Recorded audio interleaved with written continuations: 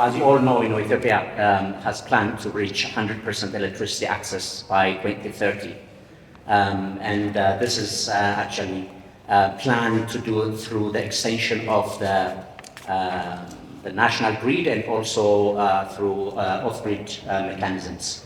So the electrification through the expansion and intensification of the electricity grid is expected to cover 65% of the population, and the remaining 35% would be through off-grid means. As I said, off-grid means, when we say off-grid means, it includes some mini-grids, standalone systems, hub systems, and solar lanterns as well. So currently, the energy access stands at 54%. This means, nearly a little bit over 8,000 villages are electrified, and a similar, number of villages, 8,000 villages, are yet to be electrified. So this is 46%. But the remaining ones would be more challenging. As you know, as we stand now, 2024, we are left only with 6 years. Following the past electrification trends, then it's a bit challenging, particularly as the remaining villages are more scattered and more distributed. So the few challenges that we see are, getting electricity access to more dispersed area, and particularly making them more financially viable. As we go further away from main urban areas and to less dispersed population, even the viability of the projects, electrification projects, be more difficult. But the good news is technology is not yet mature, particularly with solar battery systems. They are still on the development stage. They are still progressing, increasing efficiency and reducing price. So this gives us hope that in the future rural electrification would be more affordable. So another challenge that we see is the affordability that I talked about is on the generation system, but the distribution system is still challenging.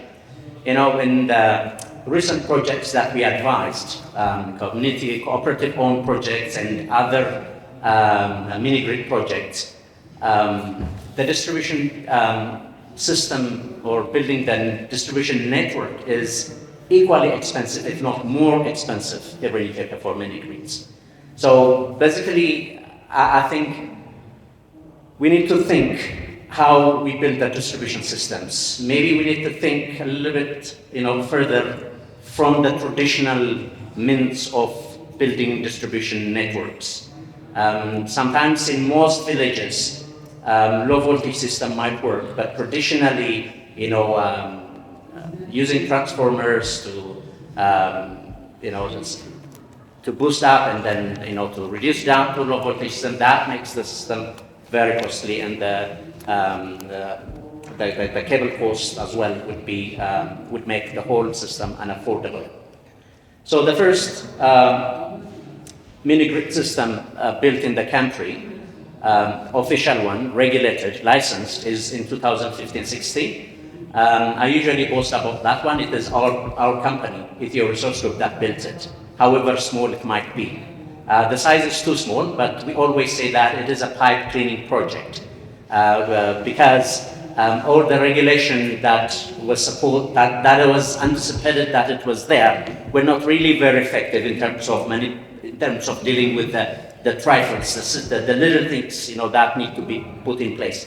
So that one, which we get a license in 2016, and another private again, which happened, I think, which came online after a couple of years.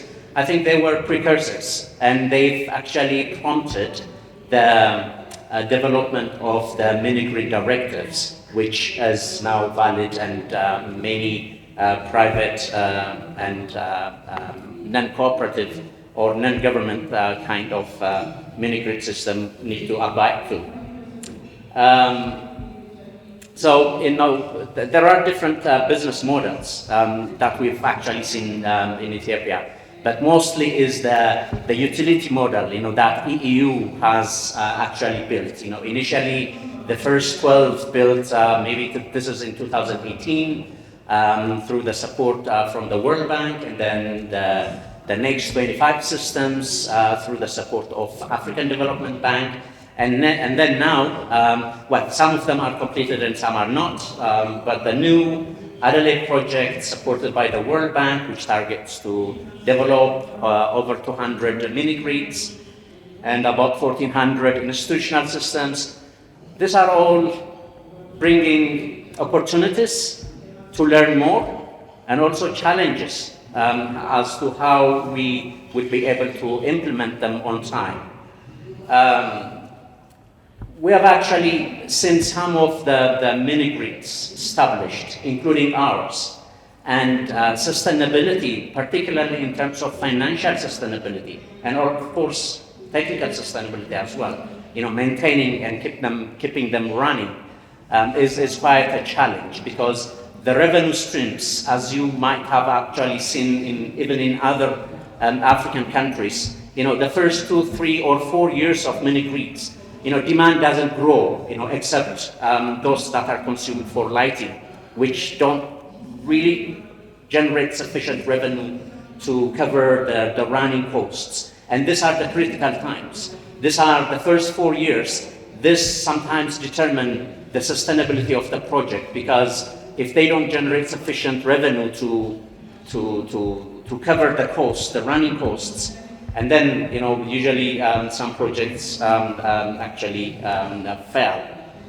So this is what we need to think from the beginning, at the planning stage as well. The ownership models, we usually build them in very remote areas where the technical skill is actually limited. Who's going to run really this cutting-edge technologies there? Well, they are user-friendly and less sophisticated, but still demand, someone with a business mentality, entrepreneur mentality, and someone with a skill to keep them running. Usually we would say productive use of energy, which so far, as I see it, are not really included in the planning right from the beginning. It's with assumption that such kilowatt of electricity would be sufficient for such population. But after installing, you hardly see for years that productive uses don't come, because mini-grids, we are all talking about energy. It's the energy sector that is actually promoting electricity. But having access to electricity, in fact, having a wider access to electricity, doesn't actually mean anything. Having a light bulb in a household doesn't bring development. And usually the energy sector stops there. But the productive use is not the task of the energy sector. It includes, the other sectors, the rural agriculture, rural industry, and job creation. These are not really well integrated, and that's why we always see, productive use of energy lagging very, very behind after the development of mini-grids. So as I said, energy sector is a cross-cutting, by itself can do much. So it is the critical element that we all need to see to integrate, because I love the presentation earlier, because community energy brings people to the center.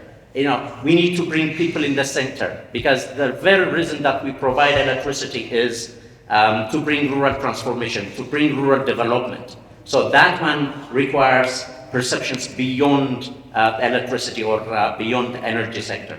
So this is the focus that we need to provide, and which I would like to really make a highlight of. Thank you.